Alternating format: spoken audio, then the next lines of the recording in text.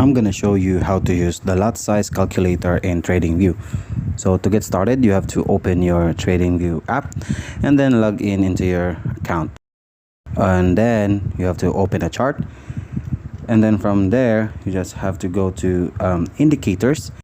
And then you have to search in lot size calculators. So any lot size calculator will do, or if you have any preferred lot size calculator, you just have to select it. Then from there, you're just gonna select randomly or just click on it.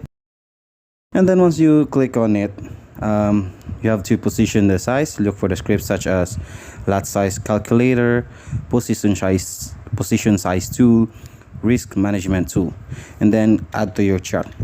And then from there, you just have to adjust the settings.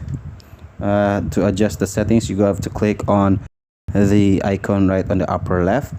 Then you have to go to settings, and then from there you just have to adjust the account balance, the risks percentage, stop loss or pips or price level, and then choose an instrument type, forex, crypto, etc. Then it will also calculate recommended lot size, risk in dollars, and potential reward if you input TP. So from there, place trade using the information, then set the lot size in your broker or trading terminal. Use the suggested SL and TP levels, and then stay within your risk management rules. So that's how to use the lot size calculator in TradingView.